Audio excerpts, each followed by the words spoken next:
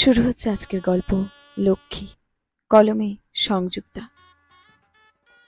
কই রে, সব কোথায় গেলি? আমার লক্ষ্মী এসেছে ঘরে, তাড়াতাড়ি কাপড়টা নিয়ে আয়, বরণ করে আলতা পায়ে ছাপটা নিতে হবে তো। আসছি আসছি কাকিমা, তুমি এত ব্যস্ত হয়েও না, সব রেডি আছে। দা ভাই যে এত তাড়াতাড়ি চলে আসবে বৌমনিকে নিয়ে, সেটা বুঝবো কি করে? আচ্ছা, বেশি বকিস না, কাপড়টা পেতে দে। এই, আলতা জলের থালাটা কোথায়? তাড়াতাড়ি রাখ। হ্যাঁ বৌমা, এবার তোমার বাম পাটা রেখে চলে এসো দেখি। নে নে, সবগুলো দে, শঙ্খ বাজা, আমার লক্ষ্মী এলো বলে কথা। হাসি, আনন্দ, উলুধ্বনি, শঙ্খধ্বনির সাথে গৃহপ্রবেশ হলো নিশানা স্নেহা। নে নে, তোরা আর ওকে বিরক্ত করিস না, ওকে হাত মুখ ধুয়ে ফ্রেশ হতে দে। নাও বৌমা, তুমি স্নান সেরে একটা হালকা শাড়ি পরে নাও দেখি, আজ কাল রাত্রি বলে একটু বিশ্রাম পাবে, কাল আবার সারাদিন লোকজন আসবে। স্নেহার মনে হলো ও শ্বশুর বাড়ি না, কোনো স্বর্গরাজ্যে চলে এসেছে। লোকে ফালতু শ্বশুর বাড়ি নিয়ে ভয় দেখায়, এখানে সব কত সুন্দর, সবাই কত ভালোবাসে, যত্ন করে, খেয়াল রাখে, বিশেষ করে শাশুড়ি নিজে। স্নেহার নিজেকে খুব ভাগ্যবানই মনে হলো। নিশানকে রাতে মেসেজ করলো, থ্যাংক ইউ হাবি সোনা, অনেক অনেক আদর তোমাকে, লাভ ইউ ওয়াইফাই। তবে দূর থেকে আদরটা কিন্তু শুধু আজকে অবধি ভ্যালিড, কাল থেকে শুধু কাজ, অনেকটা কাজ। বাই দ্য ওয়ে, থ্যাংক ইউটা কিসের জন্য? এই যে আমাকে এত সুন্দর একটা শ্বশুর বাড়ি দেওয়ার জন্য। যাক, টেনশন কেটেছে তো, তুমি খুশি হলেই আমি খুশি। আজ আমি ভীষণ ভীষণ খুশি, ফাইনালি তোমার স্ত্রীর মর্যাদা দিয়ে এই বাড়িতে আনতে পেরেছি। আমিও খুব খুশি। কিন্তু নিশান, তুমি তো মামুনিকে এখনো আমার চাকরি করার কথাটা বলনি। মায়ের যদি পছন্দ না হয়? সব ঠিক হয়ে যাবে। দেখো না, তুমি তো ভেবেছিলে মা তোমাকে পছন্দ করবে না, সেটা যখন হয়েছে তখন এটাও হয়ে যাবে। ঘুমিয়ে পড়ো, আজকের মতো দূর থেকে আদর, কালকে কিন্তু কোনো না শুনবো না, বুঝলে?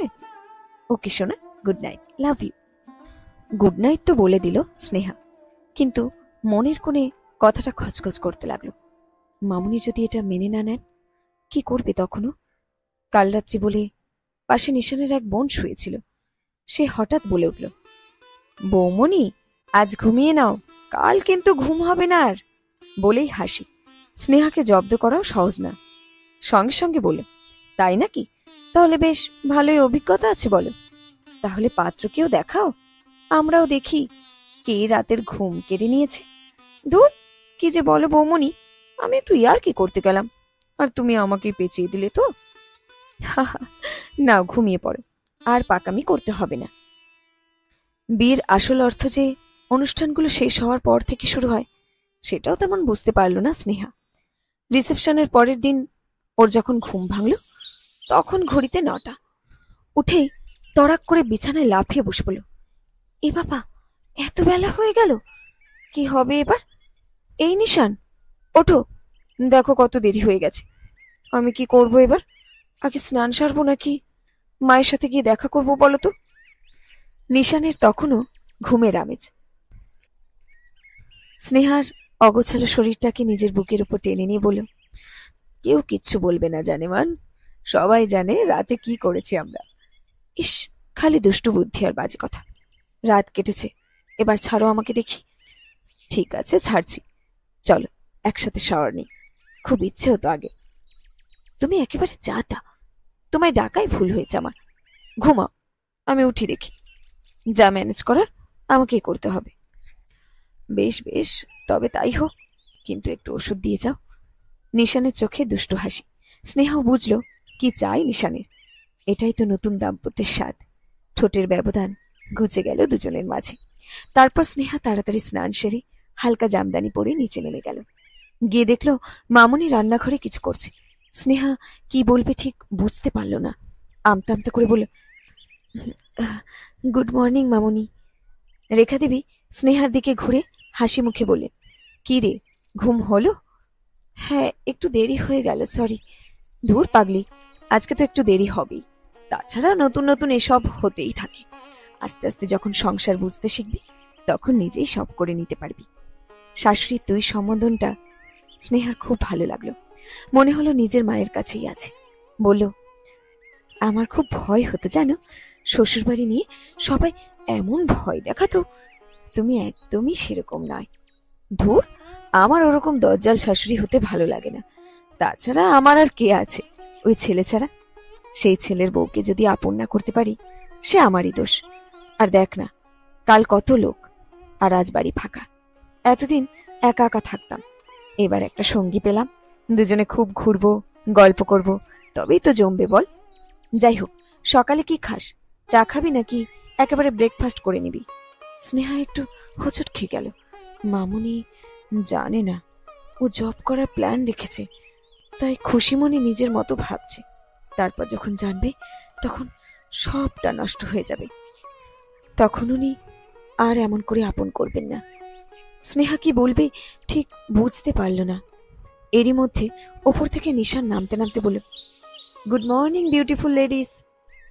স্নেহা যেন ভরসা পেল একটু। মা বলল, এখন বউ আসার পর মাকে বিউটিফুল মনে হলো বল?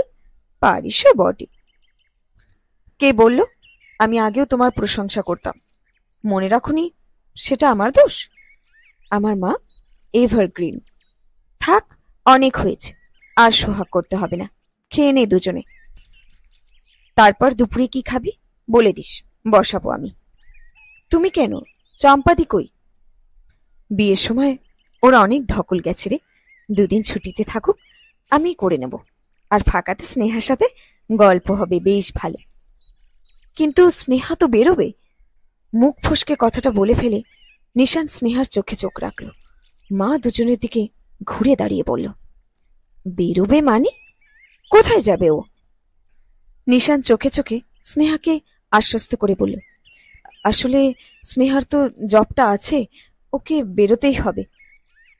এবার যেন রেখা দেবীর অন্নমূর্তি চেঁচিয়ে উঠে বললেন, এই শেখালাম তোকে এতদিন ধরে, সেই বাবার মতো ঠকানোর রাস্তাটাই বেছে নিলিছি। এটা আমি তোর থেকে আশা করিনি নিশান। ঠকানোর কথা কেন বলছো মা? স্নেহা একটা কোয়ালিফাইড মেয়ে, ওর ভালো ক্যারিয়ার আছে। শুধুমাত্র বিয়ের জন্য, সংসারের জন্য সেসব কেন স্যাক্রিফাইস করতে হবে ওকে? আমি এত কথা শুনতে চাই না নিশান। তুই জানিস এসব ওয়ার্কিং মেয়েদের আমি কতটা আর কেন ঘৃণা করি। আশা করছি সেসব আমাকে মনে করিয়ে তুই আবার আমার পুরানো ক্ষতকে তাজা করতে চাস না। নিশান মায়ের হাত দুটো ধরে বলল, আমি তোমার ছেলে মা।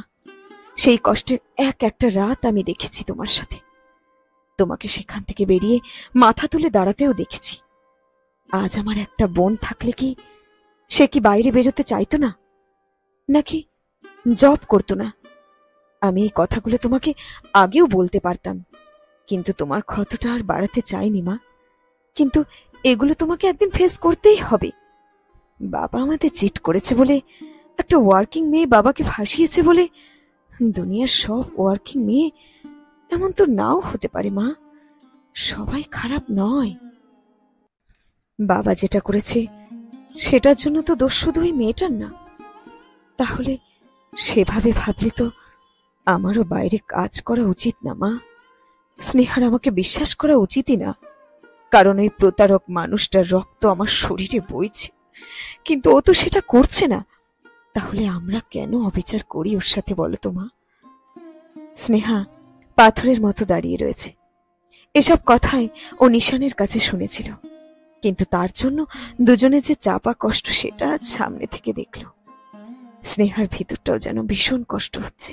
ওর একবার মনে হচ্ছে বলে দিক ও চাকরি করবে না, এরকম সহজ মনের মানুষকে কষ্ট দেবে না আর। কিন্তু তারপর ভাবছে, অন্যকে ভালো রাখতে কি নিজে ভালো থাকতে পারবে তো? কিছুক্ষণ সব চুপচাপ।